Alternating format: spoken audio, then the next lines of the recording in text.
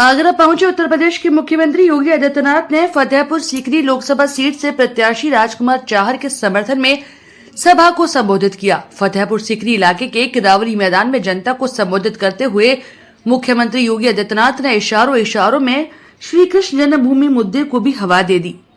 उन्होंने कहा कि अब अयोध्या और काशी को अपना अधिकार मिल चुका है और अब ब्रिज की बारी है। तो वहीं सपा मुखिया अखिलेश यादव पर बोलते हुए कहा कि कुछ लोग माफिया की कब्र पर जाकर फातिहा पढ़ रहे हैं। मैं जनता से कहूंगा कि वो उन्हें 5 साल के लिए छुट्टी दे दें और कहें कि 5 साल तक फतिहा पढ़ो। वहीं प्रत्याशी राजकुमार चाहर के समर्थन में वोट अपील करते हुए सीएम योगी ने कहा कि अब हर आदमी को राजकुमार चाहर बनना है और कमल खिलाना है। जिन्होंने विकास की योजनाओं के लिए आपको तरसाया था, जिन्होंने गंगा जल के लिए आपको तरसाया था, उनको वोट के लिए तरसा दीजिए, कह दीजिए कहीं नहीं। जब आपको मौका मिला तब तो आपने कुछ किया नहीं। जब मौका मिला ये माफिया और अपराधी को अपने गले का हार बना करके प्रदेश के व्यापारी और बेटी की सुरक्षा में सेंध लगा रहे थे। कांग्रेस और सपा बसपा देख रहे हैं सभी लोग माफिया की कब्र में जाकर के फतिया पढ़ रहे हैं।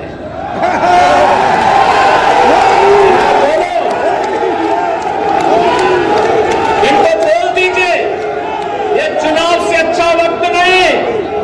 इनको बोलो कि जाओ, वोट तो कमल निशान को जाएगा, तुम लोगों को 5 साल की छुट्टी दे रहे फतिया पढ़ो को। और इसीलिए हम आए आपसे कहने के लिए, बहनों और भाइयों, मोदी जी का तीसरा कार्यकाल भारत को आत्मनिर्भर भारत और विकसित भारत बनाएगा। विकसित भारत के लिए वोट भाजपा को चाहिए। आत्मनिर्भर भारत के लिए भाजपा को वोट चाहिए। हर नौजवान के चेहरे पर खुशहाली लाने के लिए, हर बेटी को सुरक्षा और स्वावलंबन के मार्ग पर आगे बढ़ाने के लिए, भारत को दुनिया की एक ताकत बनाने के लिए भारतीय जनता पार्टी को आपका आशीर्वाद चाहिए, आपका समर्थन चाहिए। में पार्टी के कार्यक्रमों में किसानों के मुद्दे को लेकर के पूरे देश के अंदर कार्य करते हैं। मैं आज आपके लिए अपील करने के लिए आया हूं। आपने सांसद चुना, पूरे देश के लिए काम कर रहा है। आपके लिए तो गौरव के साथ बोलने की आवश्यकता है। हमारा सांसद केवल फतेहपुर सीकरी के लिए नहीं, पूरे देश के किसानों के लिए काम कर रहा है। इसलिए मैं आपसे कहने के लिए आया, आपका दायित्व बनता है। पाकिस्तान अलग हुआ था। पाकिस्तान की कुल आबादी 23 से 24 करोड़, भारत की आबादी 140 करोड़। भारत के अंदर 80 करोड़ लोग 4 वर्ष से फ्री में राशन की सुविधा का लाभ प्राप्त कर रहे हैं। और पाकिस्तान के अंदर 23 करोड़ जनता भूखों मर रही है, बदहाल है। जितनी पाकिस्तान की आबादी, उससे ज्यादा आबादी को प्रधानमंत्री मोदी जी के नेतृत्व में 10 वर्ष में गरीबी रेखा से ऊपर उठा करके खुशहाल जीवन और स्वावलंबन का जीवन जीने के लिए आगे बढ़ा दिया गया है। बहनों और भाइयों, कांग्रेस के लोग, सपा बसपा के लोग गरीबों के मुंह में डकैती डालते थे, इसीलिए जनधन अकाउंट नहीं खोलने देते थे, इसीलिए रसोई गैस के लिए तरसाते थे, इसीलिए किसान आत्महत्या करता था, क्योंकि किसान सम्मान निधि जैसी योजना नहीं थी। गरीब सर्दी में ठिठुरने के लिए मजबूर होता था और बरसात में भूखों सो जाता था। क्या स्थिति थी? 4 करोड़ गरीबों को मकान मिल गए, 12 करोड़ किसानों को किसान सम्मान निधि का लाभ मिल गया, 10 करोड़ गरीब परिवारों को उज्ज्वला योजना का रसोई गैस का कनेक्शन मिल गया।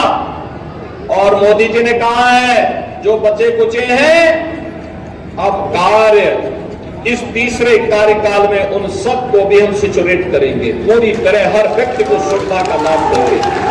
आपने देखा होगा कोई भेद नहीं किसी के साथ, न किसी की जाति, न किसी का मत, न किसी का मजहब, कोई चेहरा देख करके योजना का लाभ नहीं। योजनाओं का आधार सबका साथ और सबके विकास के आधार पर दर्शन करती है। और आपका सौभाग्य है कि इस धरती पर रह करके जीवन यापन करके आप सभी लोग भारत माता की सेवा का हो सकता है किसी माटी के लाल CRKS भदौरिया वायुसेना के अध्यक्ष के बाद भारतीय जनता पार्टी के साथ मिलकर के आप सबके लिए कार्य करने के लिए तत्पर हैं। बहनों और भाइयों, ब्रज भूमि का भी अब नंबर आने वाला है।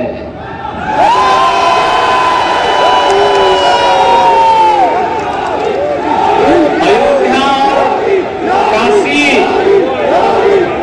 ने अपने लक्ष्यों को प्राप्त कर लिया है। अब तो बारी आप ही की है।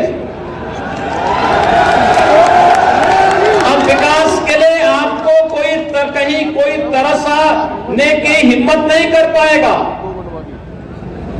क्योंकि अब तो आगरा में भी आपका अपना एयरपोर्ट बन रहा है।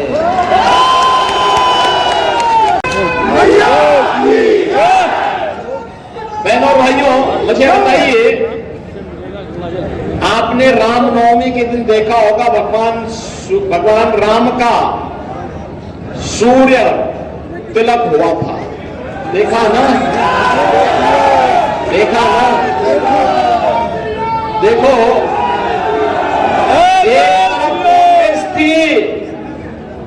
एक तरफ कांग्रेस थी, समाजवादी पार्टी थी, बहुजन समाजवादी पार्टी थी। राम जन्मभूमि के लिए हमसे कहते थे क्या प्रमाण है कि राम का जन्म अयोध्या में हुआ, ये लोग बोलते थे।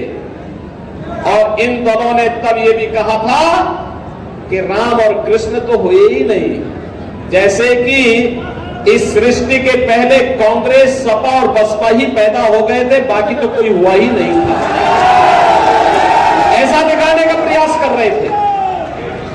बहनों भाइयों, वो तो मोदी जी का प्रताप है, इनका झूठ फेल हो गया और मोदी जी के कारण 500 वर्षों का इंतजार समाप्त करके अयोध्या में रामलला का फिर से प्रकटीकरण हो गया है।